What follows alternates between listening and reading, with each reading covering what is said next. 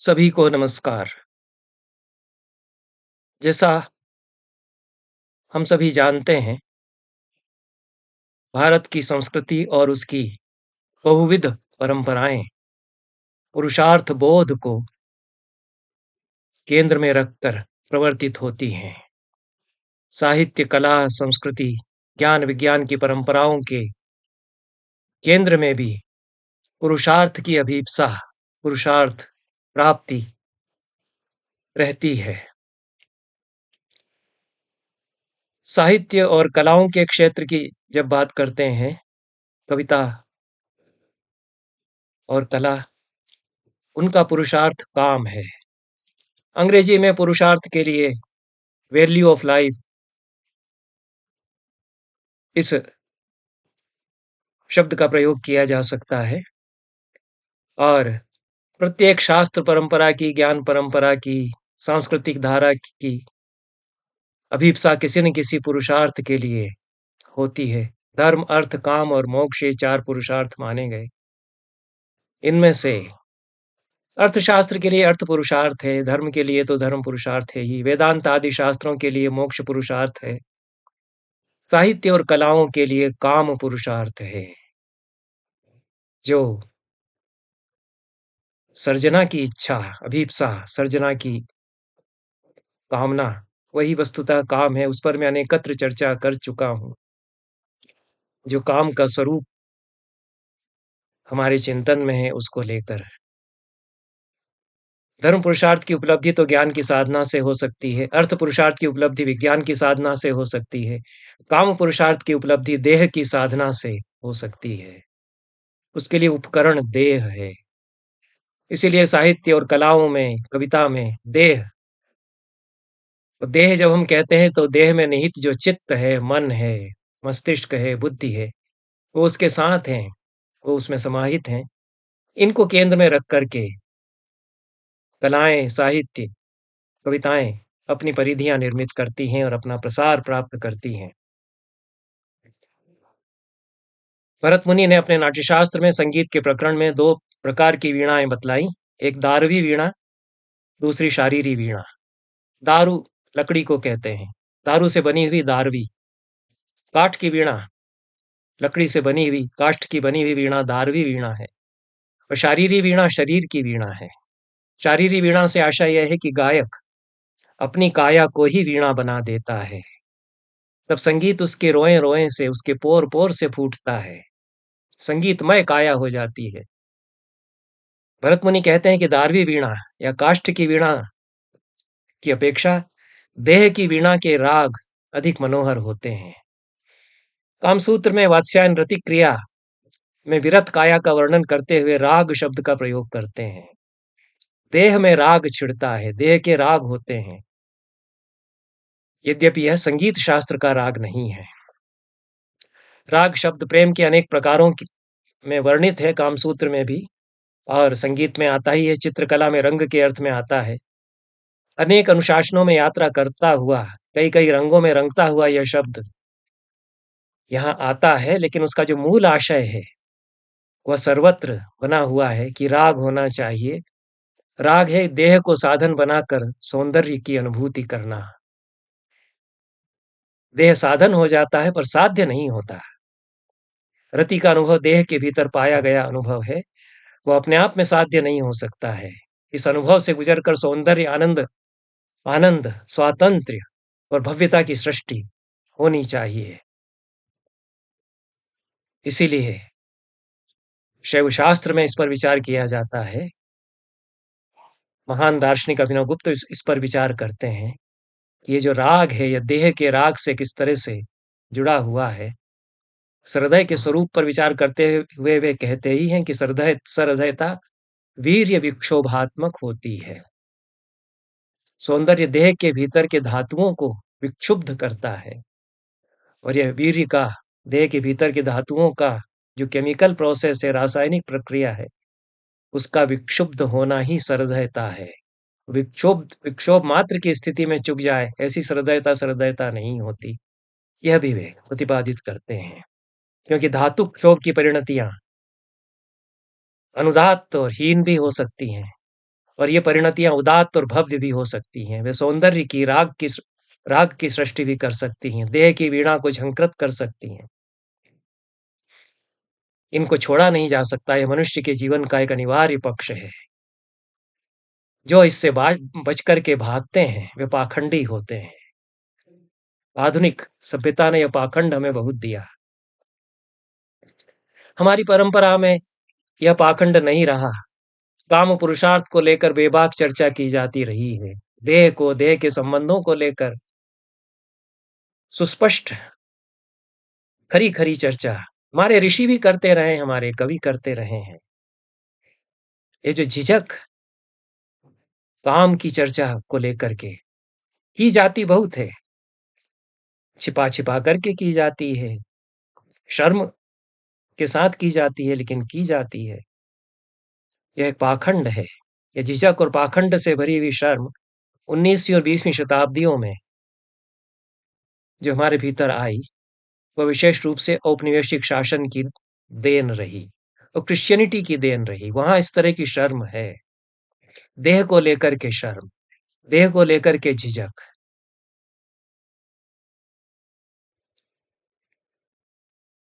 मैंने वैदिक वाङ्मय में कामशास्त्र पर चर्चा अपने कुछ व्याख्यानों में की है। ऋग्वेद में कामशास्त्र, अथर्ववेद में कामशास्त्र, उपनिषदों में कामशास्त्र, इस पर मेरे व्याख्यान इसी चैनल पर उपलब्ध हैं। उनमें जो बातें छूट गई हैं, उनमें विशेष रूप से एक बात यह है कि ऋग्वेद के कतिपय सूक्तों का अनुवाद करने में आधुनिक काल के बड़े से बड़े विद्वानों को, बड़े-बड़े मनीषियों को शर्म लगती है, झिझक होती है और वे इनसे बचना चाहते हैं। पश्चिम के विद्वान हो चाहे संस्कृतज्ञ, बड़े पंडित पश्चिम के, मैक्स मुलर से लगा करके और ओल्डेनबर्ग, ग्रिफिथ, इनमें यह झिझक हम देखते हैं। और जो हमारे भारत के भी बड़े ऋषि मनीषी हैं आधुनिक काल के, उनमें भी ये झिझक है, क्योंकि ये एक अनिवार्य दौर है हमारे समय का, जिसमें बेबाक बात कहना शर्मनाक मालूम होने लगा। शुरुआत ही विलियम जोन्स से होती है। 1789 में उन्होंने शाकुंतल प्रकाशित किया अनुवाद के साथ। पहली किताब संस्कृत की थी जो मूल और अंग्रेजी में अनुवाद के साथ प्रकाशित हुई। सारी दुनिया में तहलका मचा। विलियम जोन्स अच्छे पंडित हो चुके थे यहाँ आकर के, कई भाषाएं पहले से जानते थे, बहुत मेधावी थे, अत्यंत प्रतिभाशाली थे, उदग्र प्रतिभा के व्यक्ति थे। महान प्रतिभाएं बड़ी जल्दी छोड़कर चली जाती हैं। 44 साल की उम्र में विलियम जोन्स भी चले गए। 39 साल की उम्र में विवेकानंद चले गए। इतनी ज्यादा मानसिक प्रक्रियाओं से उनको गुजरना पड़ता है, इतना अधिक कार्य वे करती हैं ऐसी प्रतिभाएं कि शरीर पीछे छूट जाता है, फिर छूट ही जाता है। पर विलियम जोन्स ने स्वीकार किया कि शाकुंतल, कालिदास का जो शाकुंतल है, अभिज्ञान शाकुंतल है, उसके कुछ पद्यों का अनुवाद करने में झिझक लगी। खुला खुला श्रृंगार है, इसलिए प्रेम प्रसंगों का जैसा वर्णन कालिदास ने किया है, तो थोड़ी सी शर्म लगी उनको, जो बहुत नफीस किस्म का संस्कार यूरोप से लेकर के आए थे। ऋग्वेद पढ़ा था विलियम जोन्स ने, ऋग्वेद की पोथी उनको मिल चुकी थी। पूरा शायद अध्ययन उन्होंने नहीं किया, वैदिक सूक्तों को उन्होंने खूब पढ़ा है और अंग्रेजी में कविताएं बहुत अच्छी लिखी हैं। वैदिक देवताओं को लेकर के अंग्रेजी में सूक्त उन्होंने लिख डाले, पर अनुवाद उन्होंने ऋग्वेद का नहीं किया। मैक्स मुलर ने जोन्स के बाद अपने जीवन के 50 वर्ष ऋग्वेद का उद्धार करने में लगा दिए। हमारे यहाँ के तो किसी पंडित ने ऋग्वेद को प्रकाशित नहीं किया है इस तरह से। मैक्स मुलर ने किस तरह से पोथियां प्राप्त की, किस तरह से नकल उनकी की, जब फोटोकॉपी नहीं थी, कंप्यूटर नहीं थे, स्कैनिंग नहीं होती थी।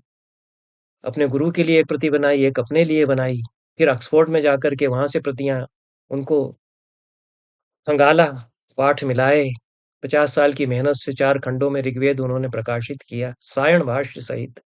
ये बड़े तपस्वी का कार्य है। इसीलिए विवेकानंद ने कहा जब वो उनसे मिलने गए कि देखते ही मुझे लगा जैसे मेरे सामने कोई वेद का ऋषि बैठा हुआ है, जाज्वल्यमान आभा उसके मुखमंडल से फूट रही है। पर अनुवाद अंग्रेजी में इक्के दुक्के कुछ सूक्तों का मैक्स मुलर ने किया, ऋग्वेद का अनुवाद वे नहीं कर सके। ग्रिफिथ ने पूरे ऋग्वेद का अनुवाद किया। ऋग्वेद के कुछ सूक्तों का अनुवाद करने में झिझक महसूस हुई। उसका एक उदाहरण अगस्त्य और लोपामुद्रा का सूक्त है, प्रसिद्ध सूक्त है। लोपामुद्रा और अगस्त्य की बातचीत है 4 मंत्रों में, 2 मंत्र लोपामुद्रा के हैं, 2 मंत्र उसके उत्तर में अगस्त्य के हैं। महान ऋषि, महान ज्ञानी, महान तपस्वी, महान पुरुषार्थी व्यक्ति वेदों के, जिनकी की महिमा तमिल वाङ्मय में भी वैसी ही गाई जाती है, जैसे कि हमारे वेदों और पुराणों में। लोपामुद्रा से उन्होंने विवाह किया। जब विवाह की इच्छा हुई तो गए राजा के पास। उसकी राजकुमारी लोपामुद्रा परम सुंदरी थी। कहा कि इससे मैं विवाह करना चाहता हूँ। राजा भी तैयार हुए, लोपामुद्रा भी तैयार हुई। विवाह किया। विवाह करने के बाद समझ गए कि लोपामुद्रा तो परम ऐश्वर्य में पली हैं, उनको उसी तरह से रखना होगा। तब वो किन-किन के पास नहीं गए कि मुझे धन संपत्ति दो।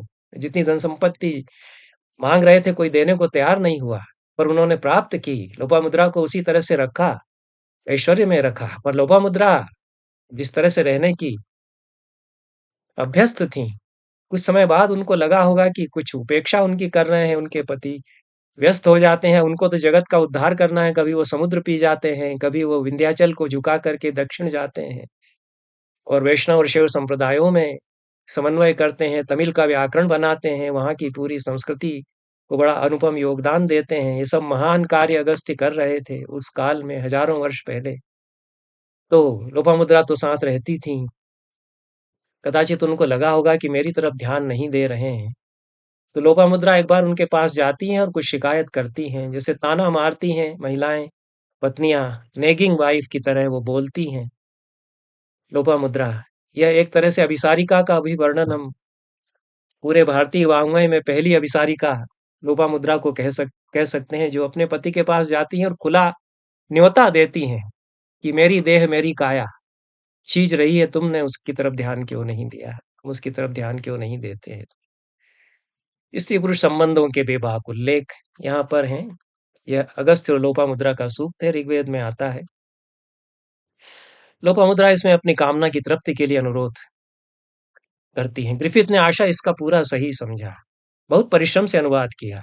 हमारे तो कई मनीषियों ने आशा ही कुछ का कुछ लिया है कि ये तो ब्रह्मचर्य का संदेश देने के लिए है और अ, कैसे गुरु अध्यापन करें यह बताता है इत्यादि। दयानंद इसमें अर्थ निकालते हैं।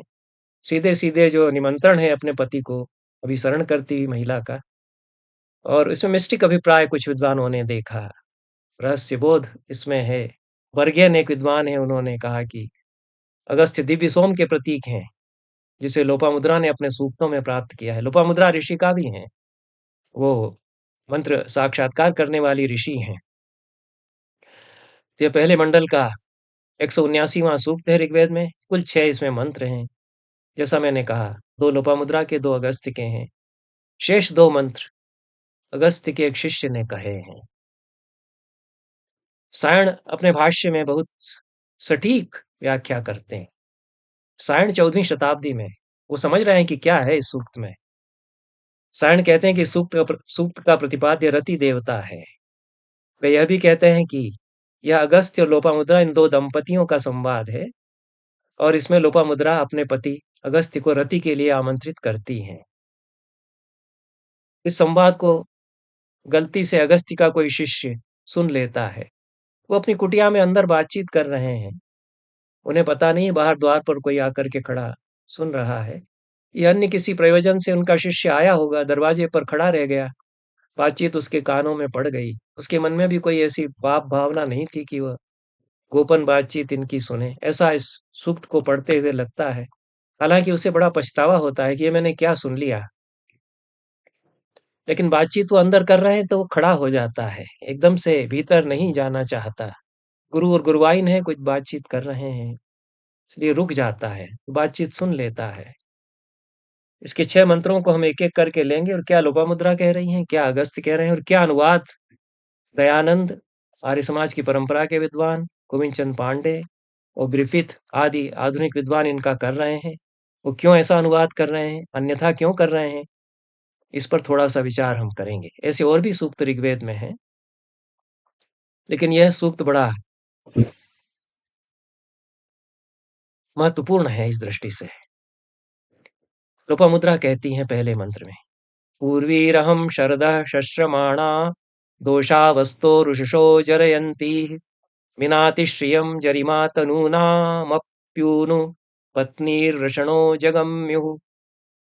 लोपामुद्रा कहती हैं कि पूर्वीरहं शरदः शस्त्रमाणा, जीवन के कितने वर्ष कामकाज में खटते खटते, थकते थकते, या तुम्हारी सेवा करते करते मेरे बीत गए। और दोषावस्तो ऋषिशो जरयंती, दिन रात, दिन पर दिन, रात पर रात में बुढ़ाती चली गई। मिनाति श्रियम जरिमा तनूना, मेरे देह की शोभा को बुढ़ापा गलाए दे रहा है।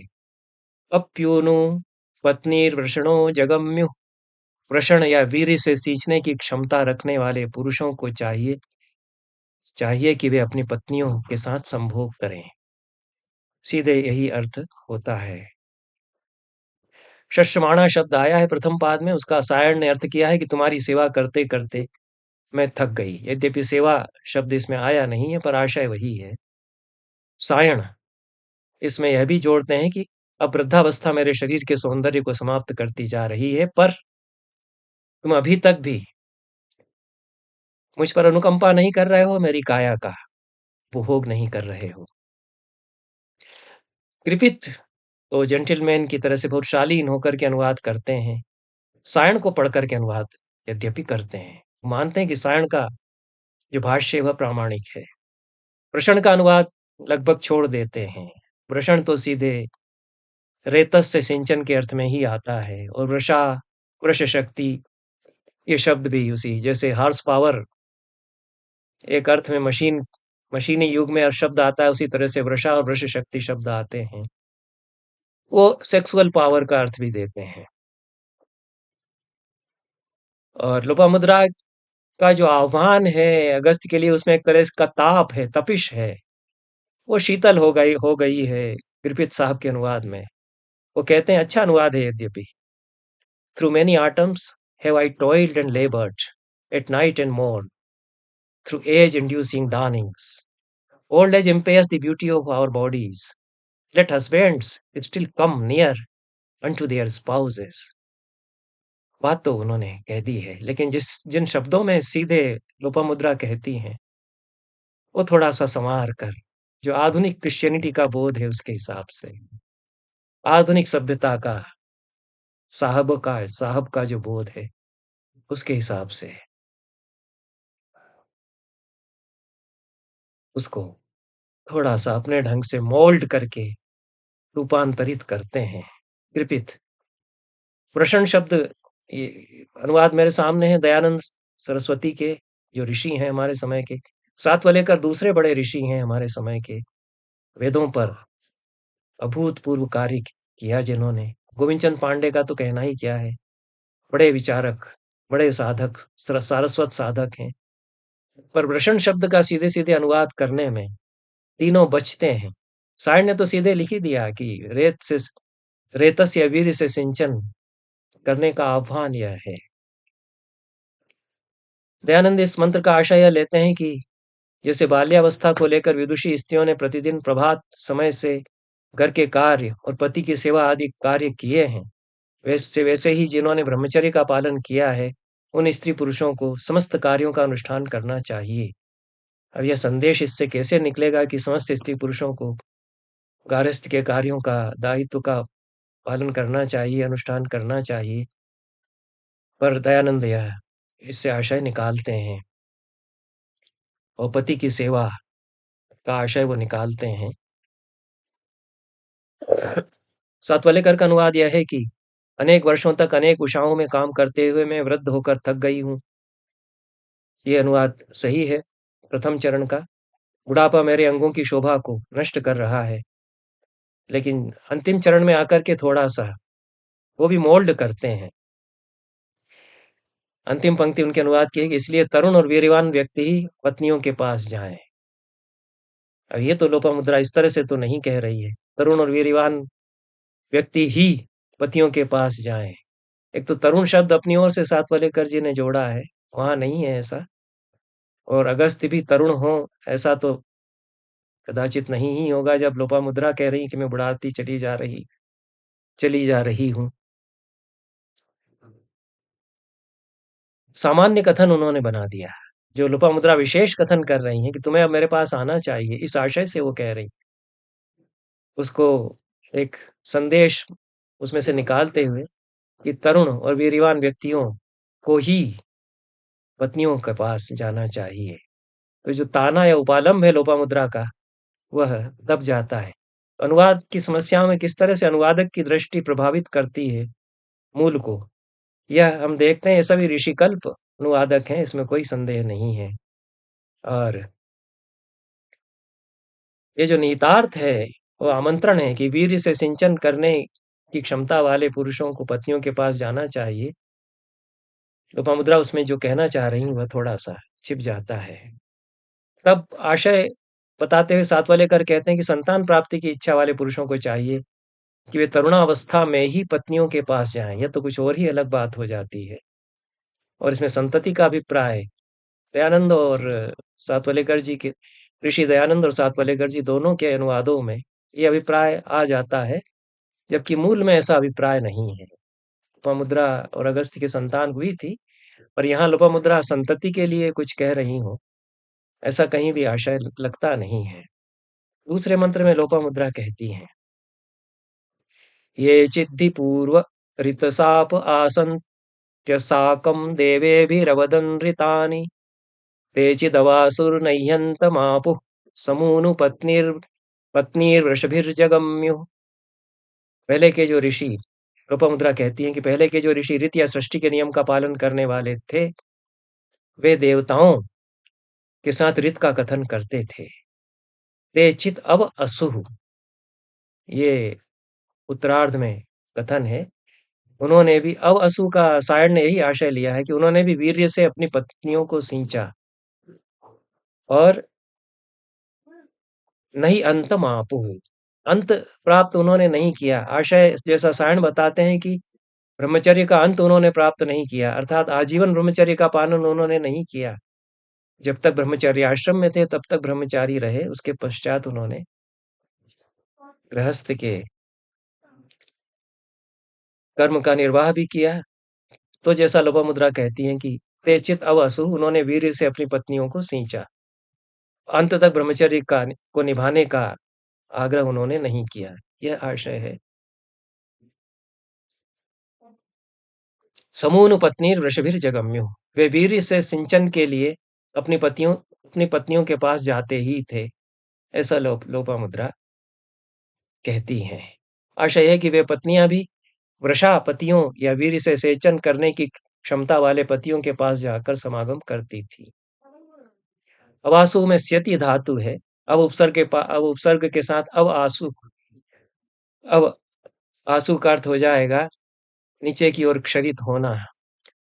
और नहीं अंत मापू की व्याख्या में सायण स्पष्ट यही आशय निकालते हैं कि ब्रह्मचारी वो रहे होंगे, पर ऋतुकाल में पत्नियों के प्रति गमन वे सदैव करते रहे। अभिप्राय बताते हुए सायण कहते हैं कि लोपामुद्रा अगस्त्य को उलाहना दे रही हैं। ये उपालंब है। तुम्हें मुझे भोगने की इच्छा का अनुभव क्यों नहीं होता? अतस्त्वं कथम माम नानुभवसीत्यर्थः। ये सायण भाष्य में उन्होंने कहा है। कृपित उसी तरह से थोड़ा सा बचते-बचते अनुवाद करते हैं।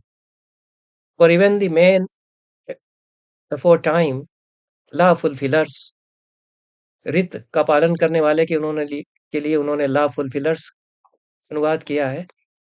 For even the men aforetime law fulfillers who with the gods declared eternal statutes may have decided but have not accomplished. So now let wives come near unto their husbands. काफी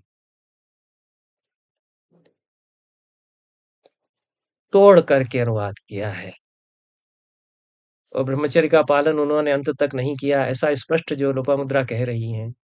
उसको उन्होंने थोड़ा-सा घुमा-फिरा करके कहा है, "they have decided but not have accomplished". ऐसा लोपामुद्रा वहाँ नहीं कह रही हैं। और ऋतुकाल में वे अपनी पत्नियों के पास जाते थे, यह जो आशय सायण बताते हैं, वह भी उन्होंने ग्रिफिथ ने छोड़ दिया है।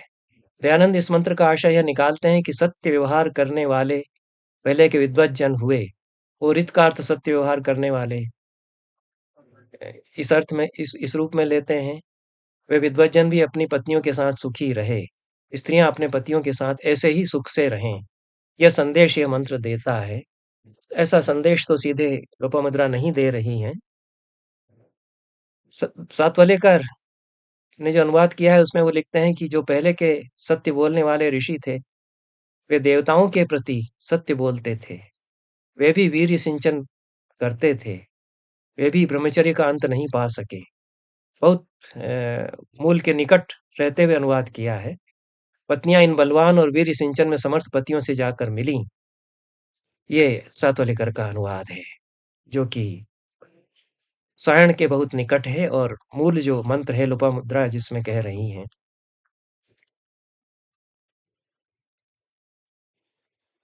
उसके भी निकट है।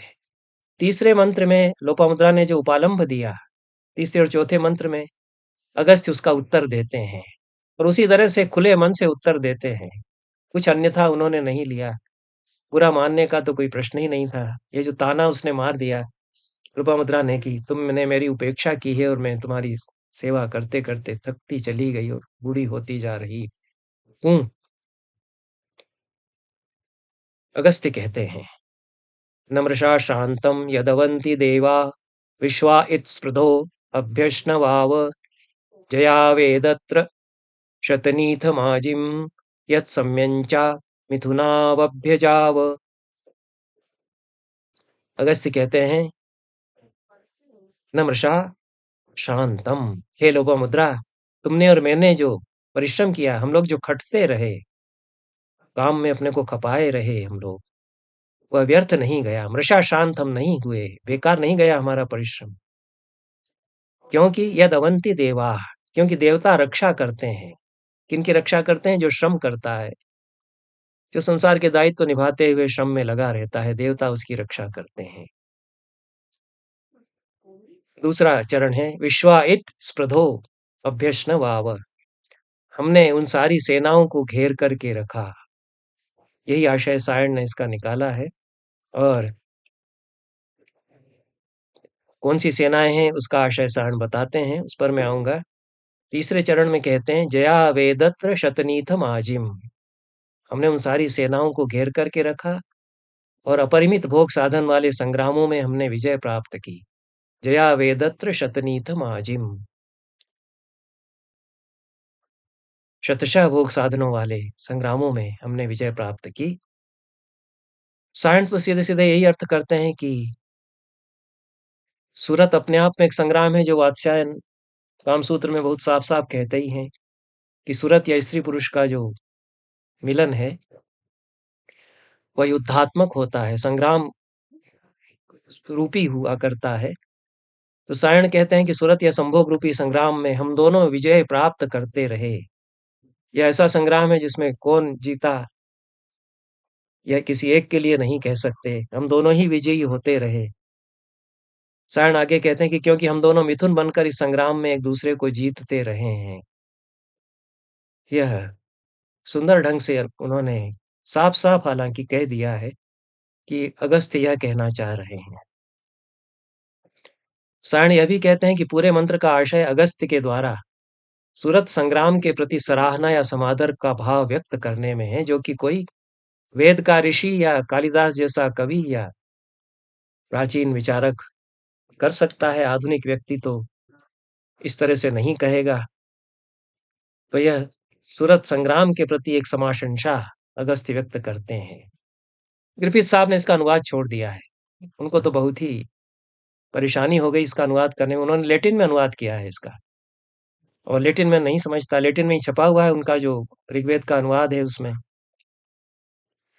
क्योंकि लैटिन भाषा में जिस प्रकार से संस्कृत में बहुत सी बातों को हम कहते हैं, वो संस्कृत भाषा में एक क्षमता है कि उनको वह वहन कर लेती है। भाषा में इतनी ताकत भी तो होना चाहिए। हिंदी में कहेंगे तो अश्लील लगने लगेगा और यह कहा जाएगा कि ये तो गाली-गलौच की बात कर रहे हैं। संस्कृत में वह ऋषियों की भाषा बन जाती है। लैटिन उस तरह की भाषा थी तो उसमें वो अनुवाद। उनको लगा कि इसमें तो अश्लील नहीं लग रहा है। अंग्रेजी में मैं ये कहूँगा तो यह सुरुचिपूर्ण नहीं माना जाएगा। दयानंद इस मंत्र का आशय यह लेते हैं कि ब्रह्मचर्यस्थ विद्यार्थियों को उन्हीं से विद्या और अच्छी शिक्षा लेनी चाहिए, जो पहले विद्या पढ़े हुए सत्याचारी जितेंद्रिय हों और उन ब्रह्मचारिणियों के साथ वे विवाह करें, जो अपने तुल्य गुण कर्म स्वभाव वाली हों। ये तो बहुत ही स्वतंत्र रूप से अलग जाकर के आशय लिया है और इसमें अगस्त्य जो कह रहे हैं, उसको हटा करके कुछ भाव अपनी ओर से जोड़ करके यह कहा गया है कि विद्वान जन मिथ्याचारी मूढ़ विद्यार्थी जनों को यदि नहीं पढ़ाते हैं, तो वे दोषी होते हैं। उसी तरह से स्त्री-पुरुष मिथ्याचार, व्यभिचार आदि दोषों को त्यागें, जिससे कि गृहस्थाश्रम का उत्कर्ष हो और स्त्री-पुरुष परस्पर धर्म के आचरण करने वाले हों। तो यह एक व्याख्या पद्धति है और शिक्षाप्रद व्याख्या है। सातवालेकर भी आर्य समाज से प्रभावित रहे, लेकिन वो स्वतंत्र विवेक का उपयोग भी करते हैं। इस मंत्र की व्याख्या में तो सायण को उन्होंने छोड़ दिया है और सातवालेकर का अनुवाद यह है कि क्योंकि देवगण हमारी रक्षा करते हैं, इसलिए हमने सारे संग्राम जीत लिए हैं। तो सायण जो आशय बता रहे हैं, अगस्त्य जो कह रहे हैं कि किन-किन संग्रामों में हम मिथुन बन कर के एक-दूसरे से लड़े, दोनों ही जीते, ये किसके लिए कह रहे हैं अगस्त्य? उसको छोड़ते हुए वो कहते हैं कि हमने सारे संग्राम जीते। यदि परस्पर प्रेम करने वाले दंपति पुत्र उत्पन्न करें, तो इस संसार में सैकड़ों प्रकार के भोग साधनों से युक्त संग्राम को जीतें। ये पुत्र उत्पन्न करने की बात कहाँ से आ जाती है? और यह दयानंद के व्याख्या में भी आ जाती है और सातवलेकर की व्याख्या में भी आती है, जबकि मूल में अगस्त्य ने ऐसा कुछ भी नहीं कहा है।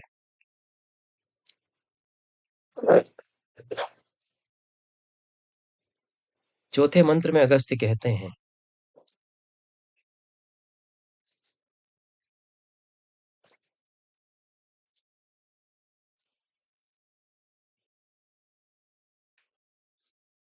हैं नदस्य मारुदतः काम आगान् इतगा जातः अमुतः कुतश्चित् लोपामुद्रा वृषणं निह्रीणाति धीरमधीराधयति श्वसन्तम्।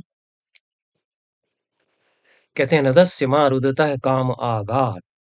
जब मैं नाद कर रहा था और रुदतः वीर्य को रोके हुए था, तो तुम्हारे साथ समागम करने के लिए काम मेरे पास आया। इत आजातः अमुतः कुतश्चित्। यह काम कहाँ से आया मैं नहीं जानता। जैसा सृष्टि सूक्त में ऋषि कहते हैं कि कामस्तदग्रे संवर्तताधि। पता नहीं कैसे उस अंधकार से अंधकार जो लिपटा हुआ था उसमें से काम उत्पन्न हुआ। तो काम मेरे पास कहाँ से कैसे आया यह मैं नहीं जानता, अगस्त्य कहते हैं, पर इसने सब ओर से मुझे घेर लिया, ऐसा वे कहते हैं। फिर कहते हैं लोपामुद्रा वृषणम निगृणाति धीर मदिरा दहति श्वसंतम। अब यह लोपामुद्रा वीर्य से सिंचन करने वाले वृषणम अपने लिए कहा है और मुझसे यह समागम करे ऐसा कहा है, मेरा उपभोग यह करे। धीरम अधीरा दहति श्वसंतम। मैं धीर हूं और यह अधीर है, मैं लंबी सांस भर रहा हूं और यह जल्दी जल्दी सांस भर रही है, ऐसा कहते हैं। दयानंद ने इसका आशय लिया है कि जो विद्या और धैर्य आदि से रहित स्त्रियों को विवाहते हैं, वे सुख नहीं पाते हैं। जो पुरुष काम रहित कन्या को व काम रहित पुरुष को कुमारी विवाह है, वहां भी सुख नहीं होता। इसलिए परस्पर प्रीति वाले गुणों में समान स्त्री पुरुष का विवाह होना चाहिए। अगस्त्य तो सीधे सीधे लोपामुद्रा के आमंत्रण को स्वीकार करके और शरीर से शरीर के मिलने की बात कर रहे हैं। वो पूरा प्रक्रिया ही निरूपित कर रहे हैं कि कैसे है, वह सब होगा। यहाँ तक अगस्त्य का उत्तर है। 4 मंत्र यहाँ तक हो जाते हैं। इतना ही कुल अगस्त्य लोपामुद्रा का संवाद है, जिसका अनुवाद करने में बड़ी झिझक होती रही है आधुनिक पंडितों को। और 5वाँ और छठा मंत्र शिष्य के द्वारा कहा हुआ है। इमं न सोममन्तितो रत्सु पीतमुपब्रुवे यत्सीमागश्चक्रिमा तत्सु मृळतु पुलुकामो हि मर्त्यः। शिष्य कहता है कि मैंने दोनों गुरुजनों के इस वार्तालाप को सुन लिया। उसके कारण जो पाप मैंने किया, सोम उस पाप को धो दे। सायण इसका आशय लेते हुए कहते हैं कि कितना ही बड़ा पाप हो, सोम पाप का प्रक्षालन कर देता है। पुरुष पुरुकाम या बहुत कामना से भरा होता है। काम के द्वारा वह प्रवृत्त होता है। इसलिए शिष्य कह रहा है कि जो बढ़े हुए काम के कारण इन दोनों ने जो कुछ किया, वह उचित ही था। ऐसा शिष्य कह रहा है। सायण के अनुसार यही अर्थ है। दयानंद इस मंत्र का आशय यह निकालते हैं कि औषधियों के सार संग्रह को यह मंत्र बताता है, क्योंकि सोम पाप को धो देता है। इसलिए उनका आशय यह है कि जो औषधियों के रस को पीते हैं वे रोग रहित और बलिष्ठ होते हैं। जो कुपथ्याचरण करते हैं वे रोगों से पीड्यमान होते हैं। यह तो आरोग्य और वैद्यक शास्त्र के अनुसार उन्होंने इसका अर्थ कर दिया है। शिष्य यह कह रहा है कि सातवलेकर के अनुसार शिष्य का आशय यह है कि मनुष्य की कामनाएं अनेक होती हैं। उनके कारण उसने कोई पाप किया हो तो देवगण उसे क्षमा करें। अंतिम मंत्र जो छठा मंत्र है, यह भी सायण के अनुसार अंतेवासी या शिष्य के ही द्वारा कहा गया है, लेकिन यह अगस्त्य के संबंध में है। और अब थोड़ा सा पाप बोध शिष्य को सुन लेने के कारण, गुरुजनों की बातचीत परोक्ष में सुन लेने के कारण हुआ था, उससे मुक्त होकर के वह कहता है, प्रशंसा ही करता है अगस्त्य की। अगस्त्य खनमानः खनित्रैः अप्रजाम अपत्यम बलमिच्छमानः उभौ वर्णौ ऋषिरुग्रः पुपोष सत्यादेवेष्वाशिषो जगाम। इसमें कहा यह गया है कि खनित्र या कुदाल, फावड़ा आदि भूमि को खोदने के साधनों से भूमि को खोदते हुए अगस्त्य ने, खनित्रों से खोदते हुए, प्रजाम अपत्यम बलम इच्छमाना, प्रजा संतति अपत्य पुत्र आदि की इच्छा करते हुए, उभौ वर्णौ ऋषि उग्रह पुपोष, दोनों ही वर्णों को उग्र ऋषि अगस्त्य ने पोषित किया। गार्हस्थ्य का भी पालन उन्होंने किया और जो तपश्चर्या है उसको भी उन्होंने निभाया। एक आशय यह भी लिया जा सकता है। यह न तो सायण से बहुत स्पष्ट हो पाता है, न आधुनिक किसी व्याख्याकार की व्याख्या में स्पष्ट होता है कि उभौ वर्णों से आशय क्या मंत्रकार बताना चाह रहे हैं। पर खनित्र आदि प्रतीक के रूप में वैदिक मंत्रों में आते हैं। खरल और मूसल भी आते हैं, उलूखल और मूसल भी प्रतीक के रूप में आते हैं। इस पर मुंबई विश्वविद्यालय में जो वेद के विद्वान प्राध्यापक रहे, प्रोफेसर डांगे, एस डांगे, उन्होंने बहुत काम किया है। सेक्स सिंबल्स इन वैदिक लिटरेचर, इस पर उनके अनेक ग्रंथ हैं। परिश्रम से कार्य किया है उन्होंने। मुझे लगता है कि उनका उचित है यह कहना कि ये सारे इसी प्रकार के प्रतीक हैं जो लोकगीतों में भी आते हैं। तब आशय यही है कि प्रजा अपत्य की इच्छा से जो खनित्र से खोदा है, अर्थात वह जो स्त्री पुरुष के देह का संसर्ग है, उससे आशय बताना चाहता है। और वह उचित ही उन्होंने किया और दोनों ही संसारों को उन्होंने पोषित किया, ऐसा शिष्य कह रहा है। ग्रिफिथ ने इसका अनुवाद किया। बीच के तो मंत्र उन्होंने छोड़ दिए हैं। 6 मंत्रों में से 3 उन्होंने छोड़ करके उनका लैटिन में अनुवाद किया है, 3 का अंग्रेजी अनुवाद उन्होंने किया है।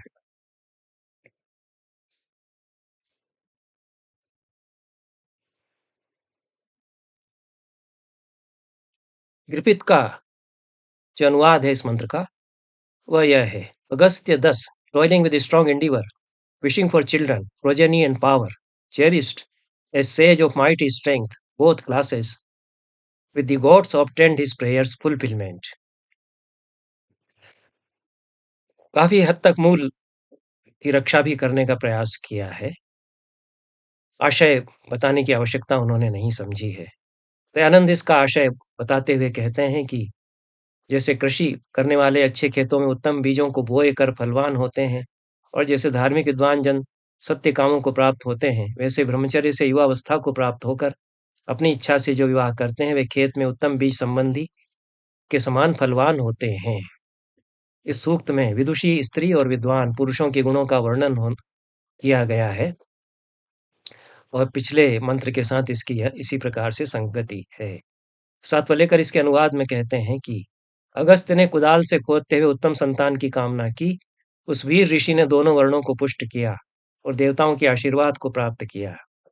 आशा यह है सातवां लेकर के अनुसार कि प्रजा संतान को उत्पन्न कर उसका भली भांति पोषण करना चाहिए, तभी देवता प्रसन्न होते हैं। कुल मिलाकर के इस सूक्त में व्याख्या वैविध्य है, और